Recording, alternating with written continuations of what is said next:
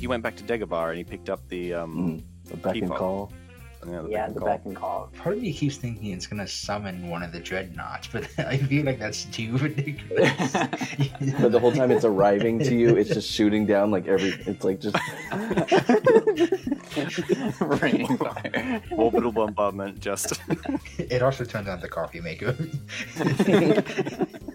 Hello there. You found the Lost Holocron, an ancient artifact of lore and legends from a galaxy far, far away.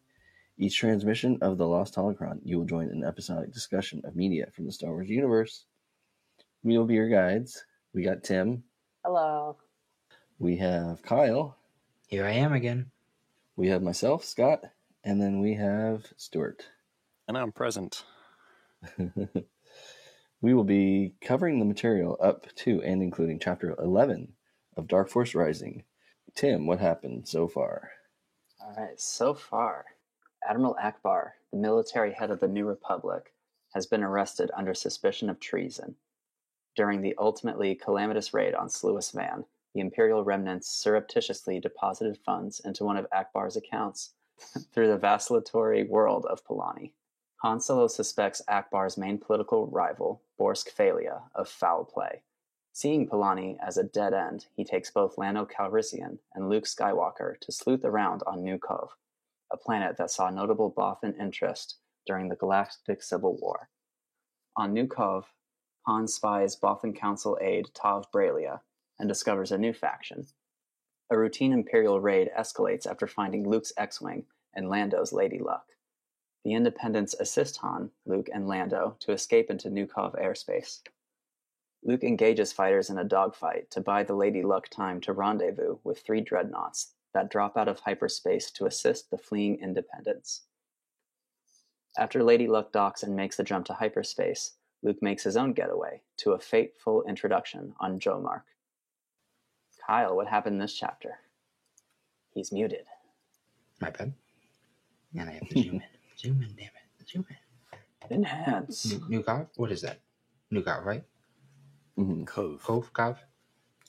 Oh, the audiobook says Cove. New Cove. But, New I mean, Cove. you guys, yeah.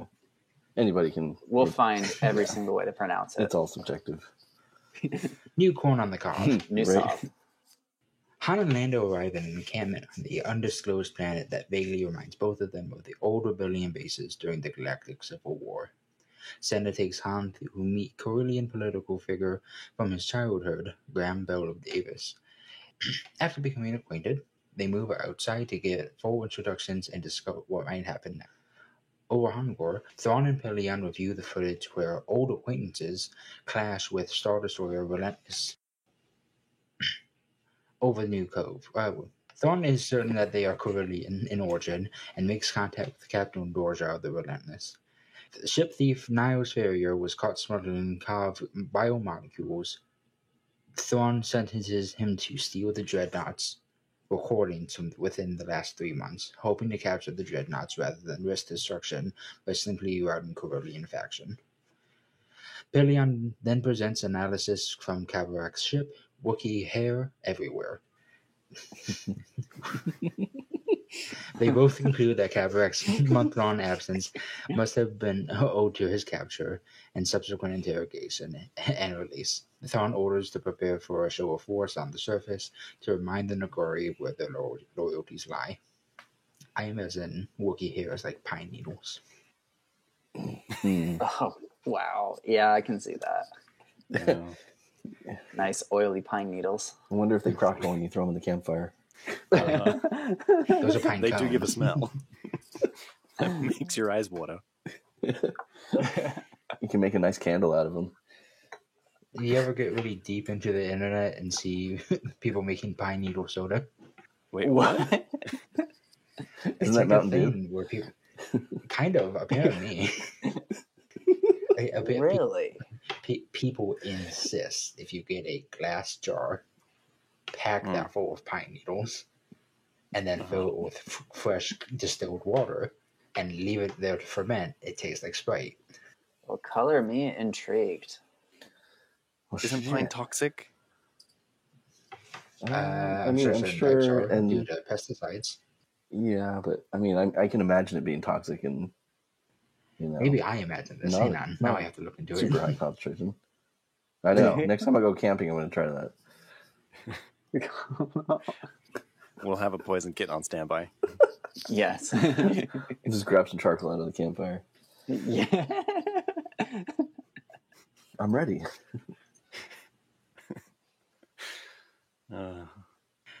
Pine needle soda, forged, fermented, and flavorful. What? Anyway, what happened this chapter? jeez. Wookie here. What do you guys want to talk about first? Wookiee hair everywhere. Wookiee hair everywhere. Yeah, Wookiee hair everywhere. How did they not clean the ship? Yeah, I think they would have thought about that. Like, we even joked about it beforehand, that, like, the reason why Chewbacca ran back into the ship was to go around with one of those The lint rollers. lint Rub on the hair. rollers. I mean, if this ship is covered with Wookiee hair everywhere, I can imagine what the Falcon looks like. Yeah. Uh-huh. It's just like the God. whole floor is. The floor wasn't a carpet until Chewbacca got in there. Are Wookiees hypoallergenic? Ooh, that's a great question. I think If we their talked about that. fur is made you know. of pine needles, then yes. Yeah, I think we did talk about this a while ago. Several times, I think. Several times. Yeah, it's the first thing Tim's mind goes to. Yeah, Tim has too many allergies. but it's always fun. It's always a fun discussion. Yeah. I did like the conclusion Thrawn coming to being that Kabrak was imprisoned, though. Yeah. It felt like a believable wrong way to interpret it. Yeah. And I like how Pelion also deduced that, and he was like, they were in agreement about that, and there seemed to be like some kind of mutual. I don't know. You're doing well on this one, Pelion. Yeah, they're liking each other now. They're becoming bros. Next, they're going to do friendly butt slaps. Didn't he already get one in one of the last chapters? Did he? I think we joked about that. Yeah. I could definitely see Thrawn doing that. Along with those company-made emails that he sends. Yeah. Thrawn will be like, it releases bonding hormones among the crew. Makes his eyes glow brighter. Yeah. Makes his eyes turn purple. There's a line of where Thrawn's eyes sparkle just a little bit more intensely. Could you imagine if Thrawn's eyes were mood lights and he's just always pissed?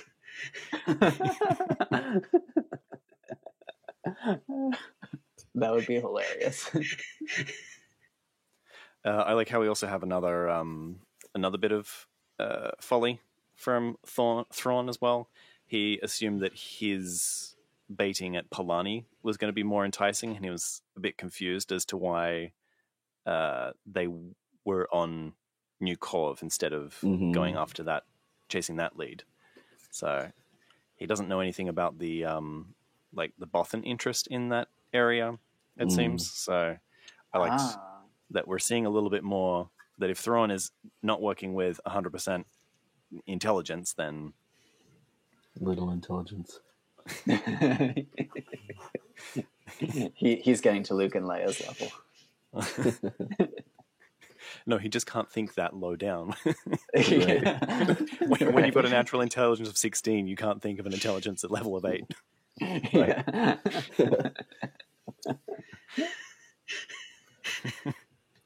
I think it's very convenient that the chapter we finally do see Thrawn have blunders. It's 2 back to back, and it's like, oh, huh. They might start stacking up at this point.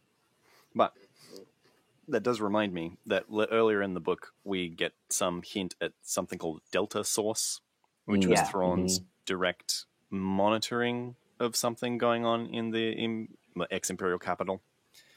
And so, granted that he doesn't know why they're going out to New Corv, we can deduce that in Akbar's house arrest, or in Leia's, because they made that discussion in Leia's quarters, Leia's office, or something like that.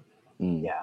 So whatever monitoring he's got going on doesn't extend that far. Right. Hmm. Because if he knew about the Bothans, then he definitely would have figured out why they were going there. Yeah. Do you think he doesn't know about Thalia and what's the other guy's name? Braelia. Braelia. Right. Thalia and Braelia going out there. So maybe he's not particularly concerned with what the Bothans are doing either. He's more concerned about like Central Power and what they're doing, and thinks that they're just like kind of a side thing going on. Yeah, true. He could just be overlooking them. Yeah. So I like this kind of, we're seeing the cracks. He's like, they couldn't get information on the Death Star without mass casualties. I don't have to worry about them. I like how Rook practices stalking. Oh yeah. Yeah. Like Colleen yelled at him. Yeah. Makes me wonder how Nogri courting goes. Right. Honestly. I don't know. He kind of reminded me of like a Monty Python bit between Pelion and Rook. That Rook is just trolling him the entire time. Yeah. Just get on with it. Yeah. Right. Get on with it. Yeah. I have a very important message. I don't have time. What does he say? I don't have time for your something. For your games. These are not games. I imagine Rook is just sneaking all around the ship when there's not work to do. Yeah. Following a different guy every time. Somebody turns around and is like, oh, Yeah. In the new canon books, which one was? I think it was the second Thrawn book, Alliances, the one with Darth Vader. Darth Vader brings his high special ops stormtroopers, which I don't know if clones or not. Wait, Darth Vader shows up? Not in this one. But yeah, he's stalking the different members of Vader's crew, and he's got some like cloaking shield or something. So it's not as Shadow in the Darkness kind of thing, but he's got an actual cloaking shield that's slipping in and like messing with these stormtroopers. That's fun. And I gotta say, that was probably one of the best parts of the book. Yeah. I love it.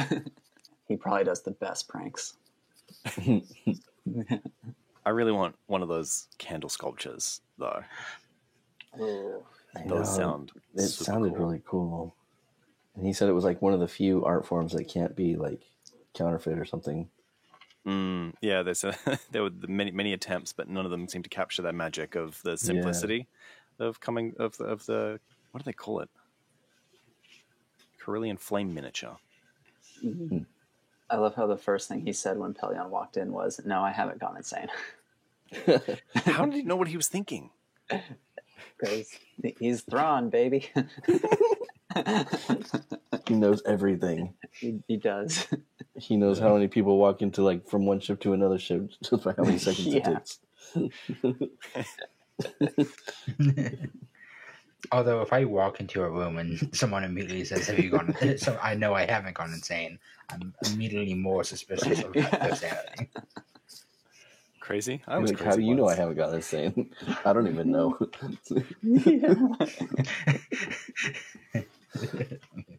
Also, if an insane person Right. would not tell you they've Yeah. gone insane.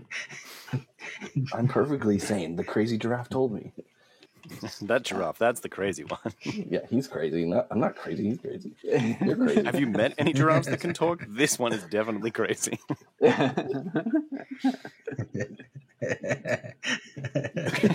Pointing at like a lamp.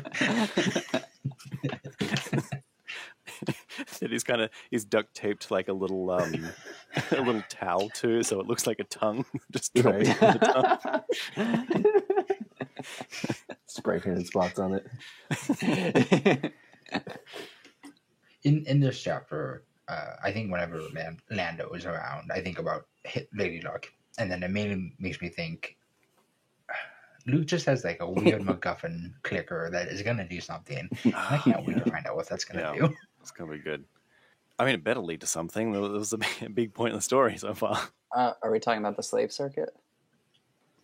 Yeah, like he went back to Dagobah and he picked up the Yeah. what I thought was a Right. lightsaber hilt, but it turns out to be He this does kind of have like that. The beck key and fob. call. Yeah, the Yeah, beck and the call. beck and call. Is that what it was? Yeah. Right. The key fob. Yeah. So I remember Lando used his like in one of the recent chapters for the Lady Luck, but Yeah, Luke has one. That's right. Right. Part of me keeps thinking it's gonna summon one of the dreadnoughts, but I feel like Yeah, that's that too seems Ooh, a what bit if it much, summoned right? all of them? You shouldn't be able to just summon a Star Destroyer. It's like, oh yeah, Johnny called me fat. Okay, well, you know what? I'm gonna call down my Star Destroyer and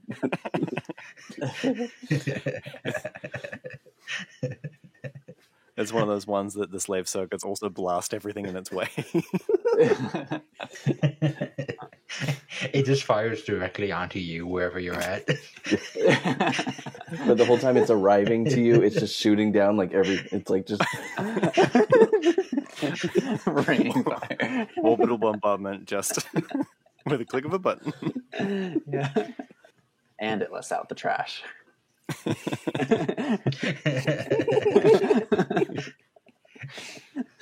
It also turns on the coffee maker.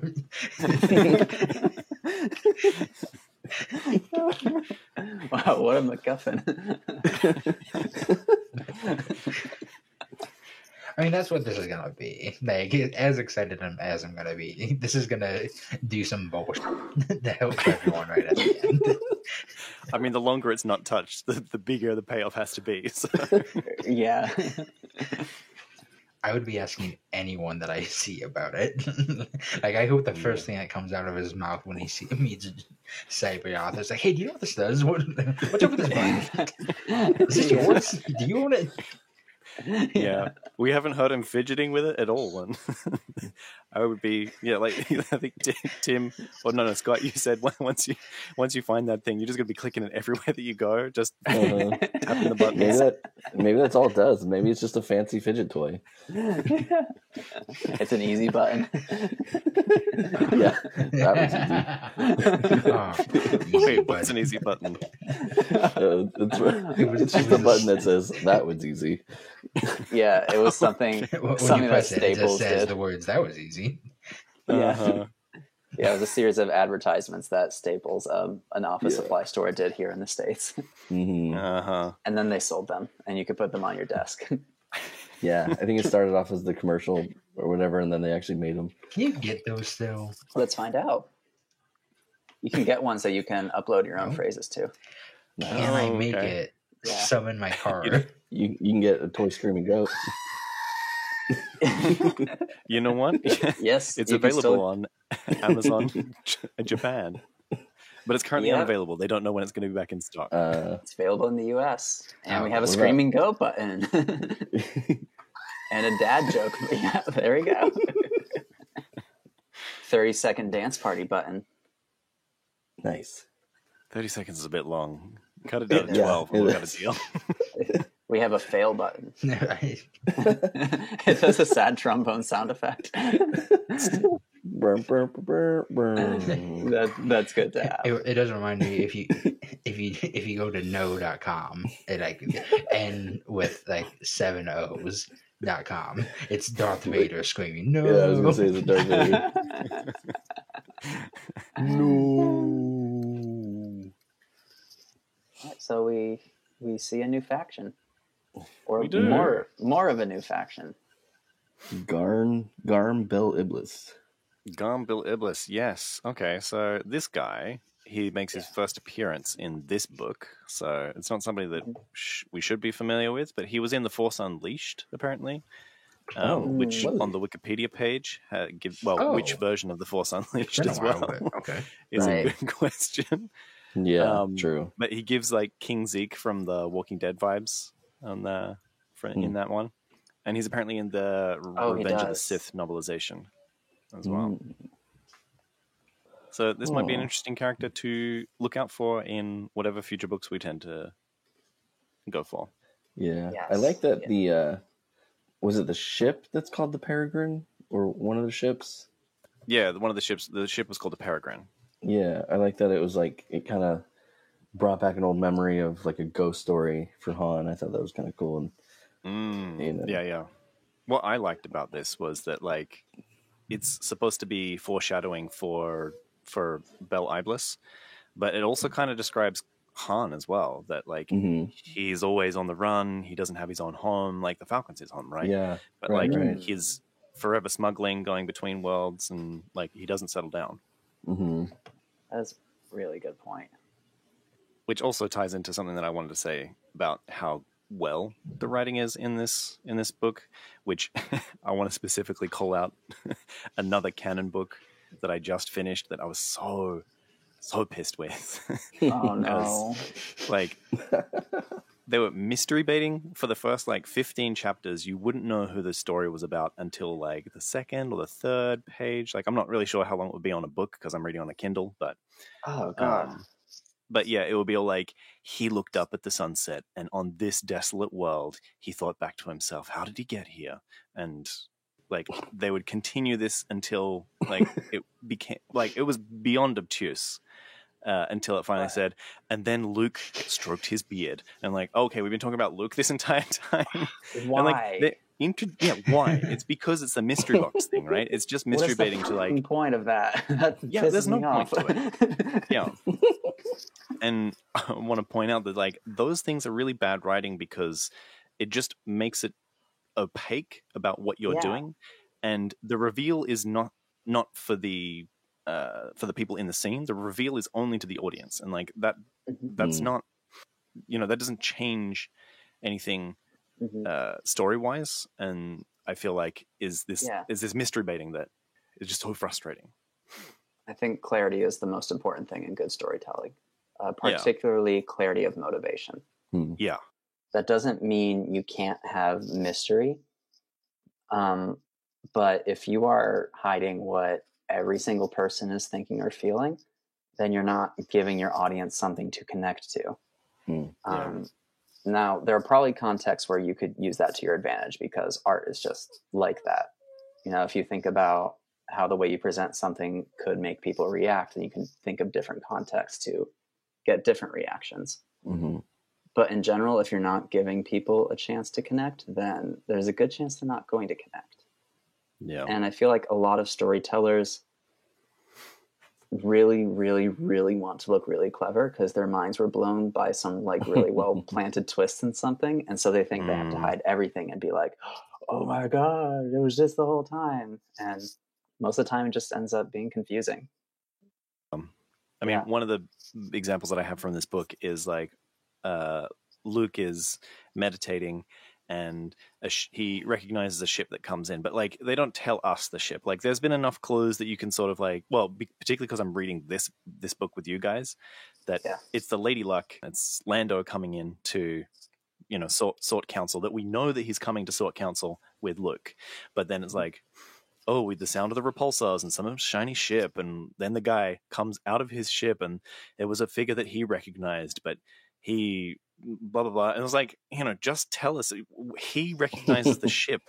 We all know that it's the Lady Luck. We know that Lando is coming to see Luke. We know that when he comes out of the thing, the first thing he's going to say is like, oh yeah, that's Lando, not like a strange figure is walking down and he pats his mustache and that bouncy hair of his, and it's like, just for fuck's sake. Yeah, that's so needless. I mean, if it wasn't Lando, then I guess you could maybe do something like that. But yeah, I mean, you could, but like, it's that whole thing of like, it's been well criticized of the that moment in the Star Trek where they said, my name is Khan, and like that was only for the audience. It's not for like, it has no context for the characters. Yeah. And like it only means anything if you know something about Star Trek.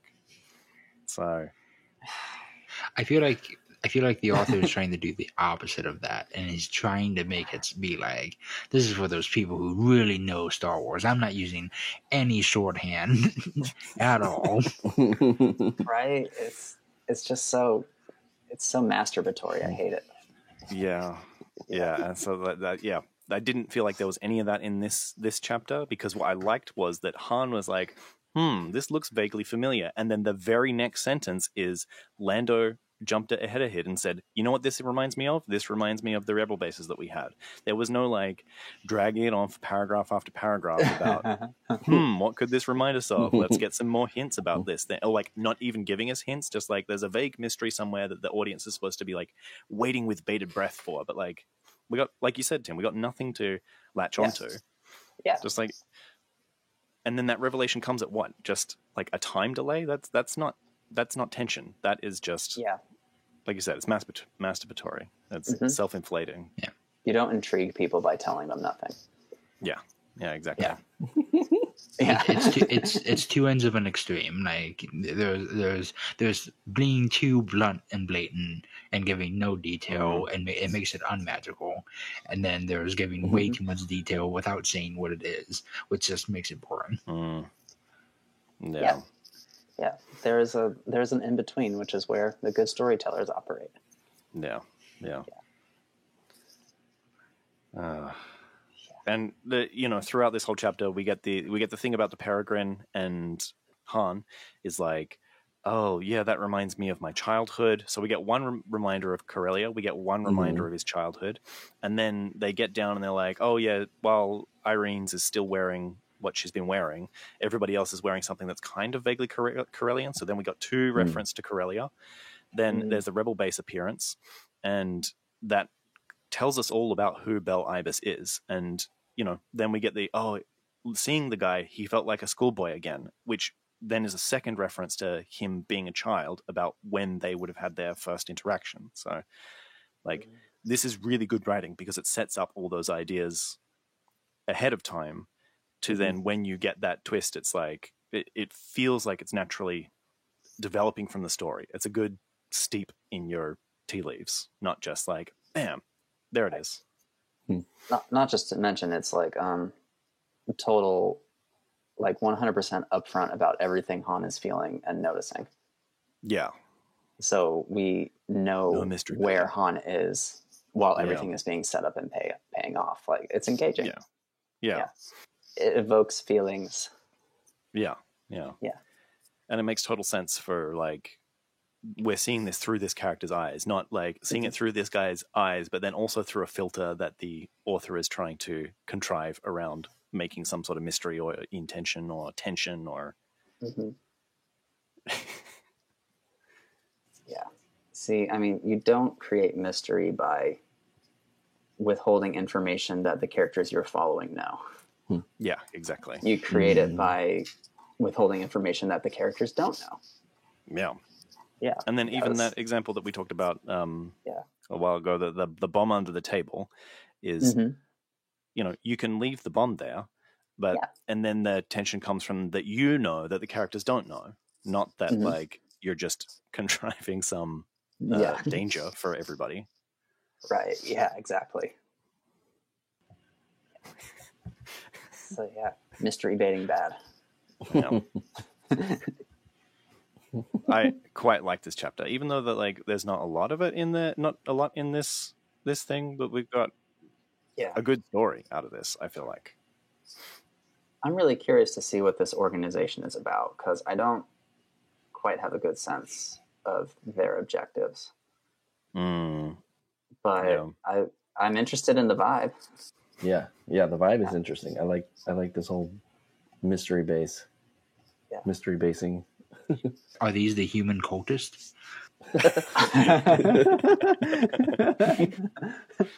I hope so.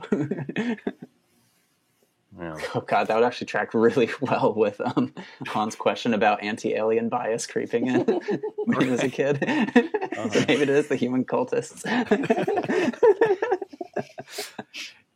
I don't think it was anti-alien bias suggested by Bel Ibis. I think it was like just a general thing being pushed through the Senate at the time, because he was also like, and then what about your friends that are so corrupt? Right. I'm actually really wondering how that played out in that room.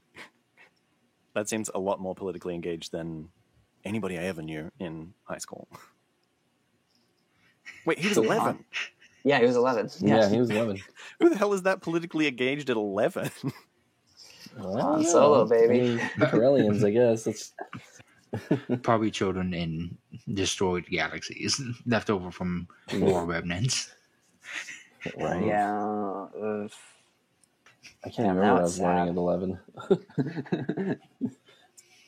What is 11? 11 years old is like, what, the 5th grade, 4th grade? Uh, Where was I? Was I still in Tasmania? I like that detail to Han, actually.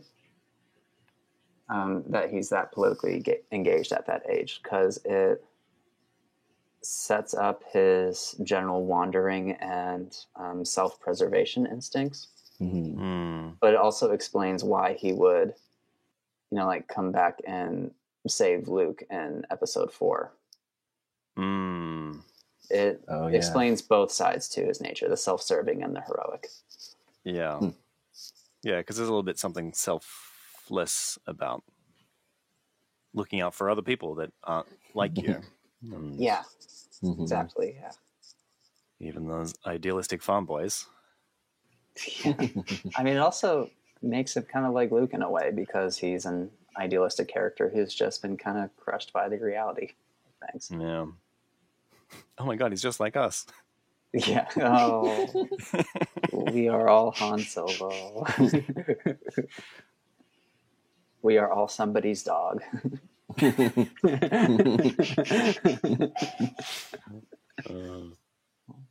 Yeah, so what do you think this organization, do you think this is like a kind of separatist organization that was like, I want to stay out of the war, but we're just here to defend ourselves?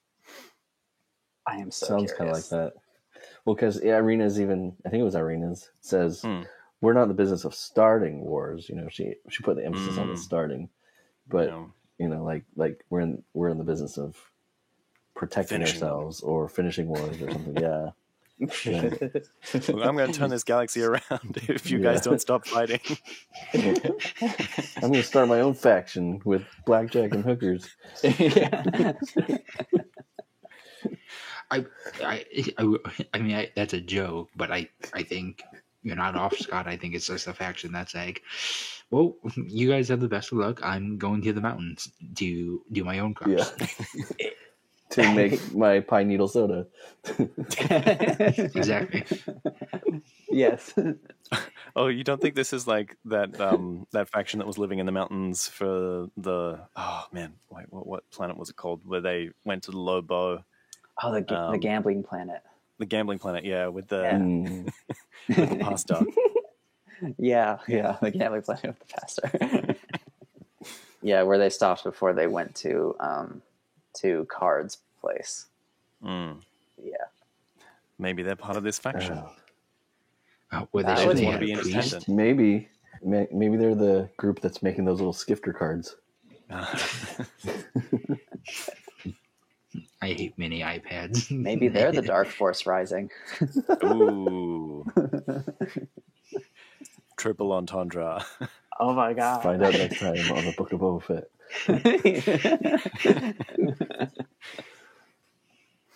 I don't remember why I wrote this, but has anybody else heard of Acheron? Acheron. No, but Acheron. I will take the risk on the Wikipedia. Yeah, because I think it was about when wasn't that where Ibis got destroyed? Like his whole family died. Anchoron. I can't remember why that was mentioned now. Yeah, no. I think it's when he's saying, "Well, I thought you died on Anchoron." It's like, well, he destroyed me. Yeah. Like, he killed everything that I was. He killed his family. Yeah, and he's like made me run from the law that I tried so hard to create, or something like that. Yeah.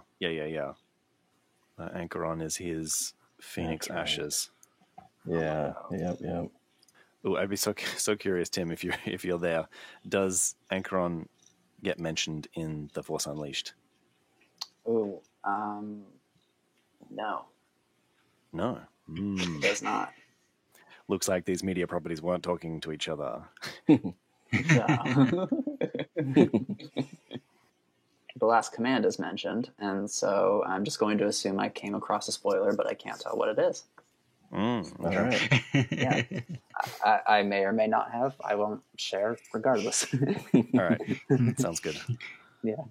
We will wait until the end of the next book. Schrodinger spoiler. For real. I'm not going to say anything this time. Mr. Spoiler over here. I'm not going to say anything. Nope. Yeah. Tom Holland of our group.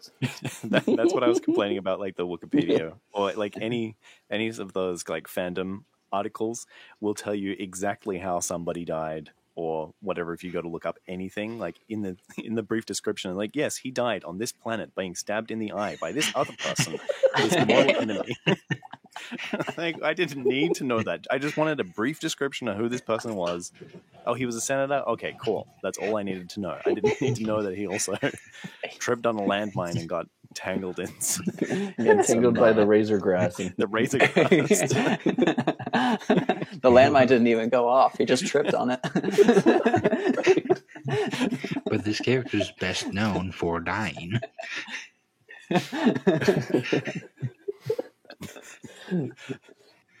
So nobody's heard of that planet before? Nope. Anchoron? Nope. Okay. No. Fair enough. Anchor has the closest thing I could think of. Right. Yeah. I like the little interaction that Lando doesn't know this guy, and he's like, "Oh, nice to meet you, General." I said, "I'm not a general. I'll see you." Or, "I'm not a general. I'll raise you." Well, I'm not a real senator. Yeah. Ooh, we got a little swab off happening.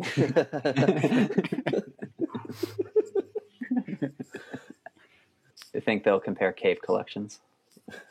And hot chocolate recipes. Or alcoholic beverages. Yeah. Yeah. They'll talk stocks. Right. Or wine Maybe that's just where he's collections. going to unload his Heffrium. Maybe. Yeah. See who's got the shiniest ship. No, I'm looking forward to seeing how, as two people that don't know each other are going to interact in this upcoming. Particularly because Lando doesn't seem to be part of the Republic anymore. He wants to be his independent capitalist. Yeah, this mining operation that got Interfered with by the war sabotaged. again. Yeah. Yeah. It's like, all right, I don't feel guilty about betraying Han to the Empire anymore. I'm going to go do business now.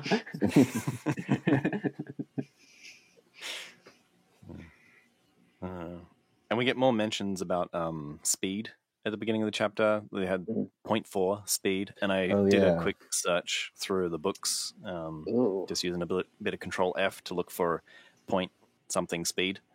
Oh my God. Yeah, it came out pretty easy. There's 4 hits across the 3 titles so far. We've got 3 in The Edge of the Empire, where the Chimera goes from Merca to Wayland, and that takes 5 days at 0.4 speed, which is apparently 350 light years. Okay. They do the hit and fade on Fash, which is 80 seconds at 0.3 speed, which is 3,000ths of a light year. And then they just bail. And then there's Luke's escape from the Chimera at 0.4 speed for 10 minutes, which is half a light year. And now this Dreadnought did 47 hours at 0.4 speed, which is 150 light years. And I did a quick... I wanted to do a graph, but I didn't put the time in for it. But I did the calculations, and it comes out that 0.4 speed is around between 3 and 4 light years an hour. Huh. And 0.3 speed seems to be like 1/10 of a light year an hour. I mean, obviously there's going to be some ranges and stuff, and that's just... I'm sure it was just like a back of the envelope calculation when he was doing this, but I like how there's a little bit of consistency here. And Yeah. I'm surprised to see that, honestly. Yeah, it just came up. I remember the 0.4 coming up when Luke jumped away from the Chimera, and when he got stranded in space, and so I was like, oh, I wonder if this has been mentioned before, and so went back to look at whether Zahn has been consistent or just techno-babbling out of his ass. Okay, so the way I see it, we have 2 extremes of the scale. of the spectrum on Star Wars space travel. We have Timothy Zahn on one end, where things are hard set, consistent, very believable, makes sense. The other end of the spectrum is J.J. Abrams, where we're hopping around to any planet. Which do you guys prefer? Or what point on that spectrum do you prefer for Star Wars? Somewhere in between. I'm sure you can guess where I stand. I want somewhere in between because, yes, sometimes it is nice to have nice, consistent numbers. But then there's somebody who's going to slip up sometime, and then 40,000 nerds are going to be like, actually, it's impossible to do that. So the story can't happen. Yeah. No, I would agree with that. I think, particularly if you're like 0.4 is not some standard, it's just like a range, and then the quality of hyperdrive also allows for something plus the size of the ship as well, because I think that was mentioned somewhere as well. That if you got kind of like some loosey-goosey thing going on, that's okay. It doesn't have to be hard sci-fi, particularly in a space fantasy setting. But J.J. Abrams can off. Yeah, I second that. Yeah. Please don't touch this fandom again. Stick with producing and casting. You're good at this. Yeah, you can do all those things. Just the writing department needs a second set of hands and a fourth direction brain as well. Yeah. Scott, where are you on that spectrum?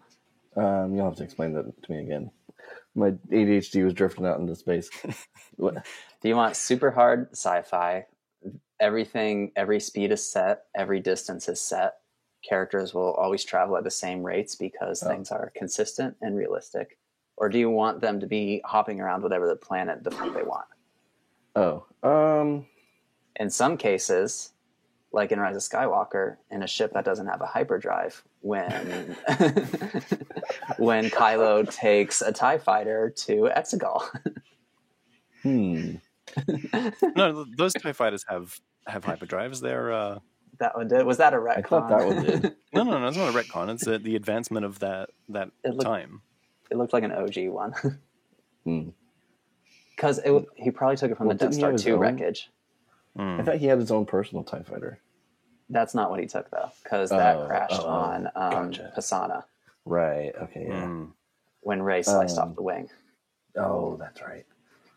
So I'm assuming he picked one up from the Death Star 2 wreckage. There was a second one on the Death Star 2? Oh, right. So it would have been an older TIE fighter from Return of the Jedi. Which does not have a hyperdrive. What about the Wayfinder? How did he make his way through the... I can't remember what they call it. The Crimson Labyrinth. Stuart's getting real in the weeds on this one. We're gonna start fighting about Star Wars.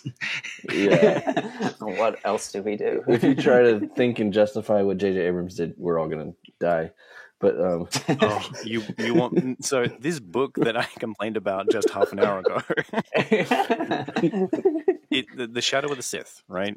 It wasn't a book of its own merits. It was only trying to justify everything that happened in the Rise of Skywalker, and so it was so frustrating because it was like there's no way to Exegol. It's completely surrounded by all this, like the Crimson Maze, and you can't get through the labyrinth without a Wayfinder. There are only 2 in existence. We know that one has been destroyed, so they're after this last one that ends up being the one that Rey finds. Oh, no, wait. The other one was in Vader's castle, right? Is that what's supposed to happen? That Kylo went there in the beginning of the movie? Yeah, it was somewhere on Mustafar, yeah. Okay, so there's only those 2. Yet somehow, how did they get the entire Republic to Exegol to fight those Star Destroyers in the end? Like, it was supposed to be impenetrable, but like... I think Rey transmitted the path to them, something like that. Did she? Okay. I don't know. I mean... Can we just take a moment to take inventory of all the media after Rise of Skywalker that has been released to clean up its mess? We have this book. We have The Mandalorian, when they stumble upon the Snoke clones, and the whole going after Grogu for cloning. And now we have Bad Batch. Oh, but Bad Batch is doing it well, though. Yeah, it is kind of doing it well. Oh, and also the Operation Cinder from Battlefront 2, the remake Battlefront 2, that is like destroying the old Republic, or destroying the old Empire, so that the Empire can consolidate power in the unknown regions as well. Although that did come out before Rise of Skywalker. Yeah, that sounds like a Force Awakens apologetics media. Yeah, because it was about building the First Order, which the First Order was supposed to be the vanguard of the Final Order. Yeah. They just keep painting themselves into corners and then it's find new paint and new corners.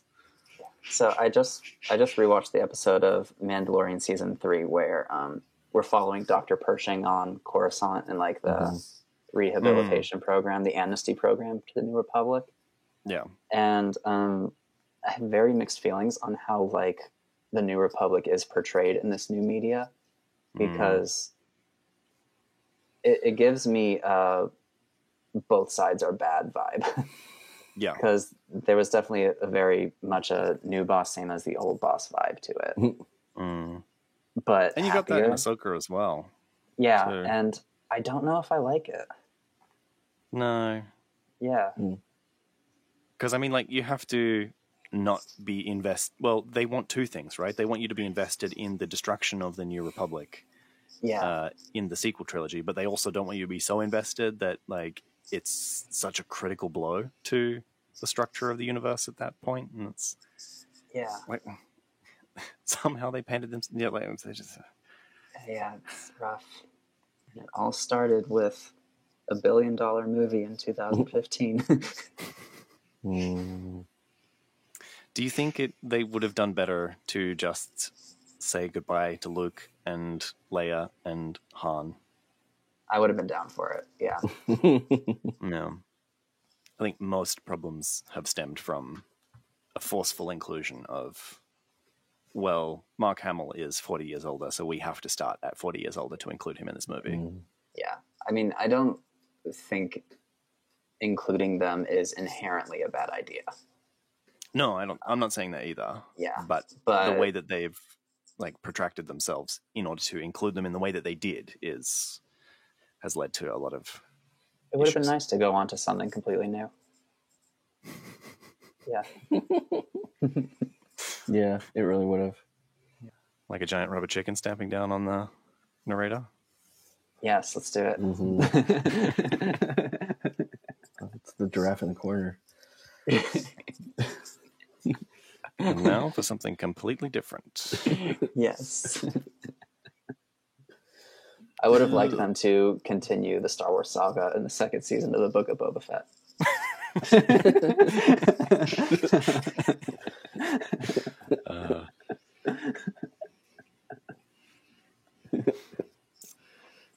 Can we talk a little bit about Feria?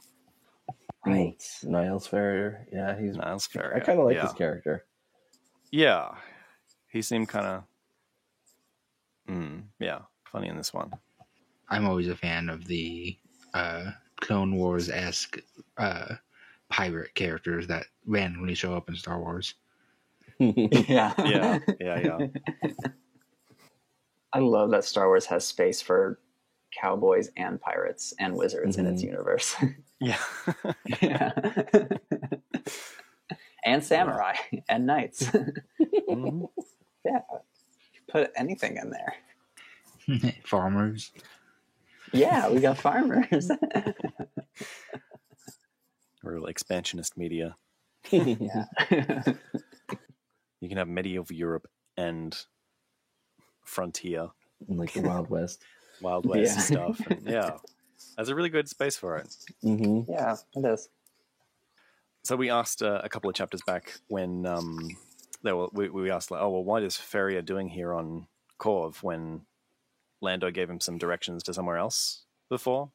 And we were like, oh, I'm not really sure how much time has passed. Maybe it's already been done. But like in this chapter, they talk about how he gave them a couple of Cinar patrol ships, which I, again, did my little Control F to look if Cinar was mentioned, and that was exactly what Han was saying. Oh yeah, in the Amorous section, they've got a couple of Cinar pirates that are looking to have a little bit of extra stuff if you want to take it off. So I like that there is a follow-up on that. I was like, because I was thinking at the time, like, oh, we're going to hear about Amorous again in this book, but we didn't get a direct mention of Amorous, but we did get those ships come back around. And he was like, oh, but I just gave you those ships. And I'm like, yes, and you were paid through the nose for it. Don't expect that to be a huge, that you did this out of the goodness of your heart. Yeah. I would love to see Timothy Zahn's notes for these books as he was writing. Yeah, me too. Like, how does he organize this? Mm-hmm. Yeah, I'm really curious, particularly like after that first point about him like leading up these ideas of Han as a kid in Corellia all the way through to Bel Ibis as the connection character here. Like, what is his writing style or process like? Yeah. So I know we've talked about canon Thrawn versus Legends Thrawn. And we've been going over how much of like a hard sci-fi author Timothy Zahn is in this.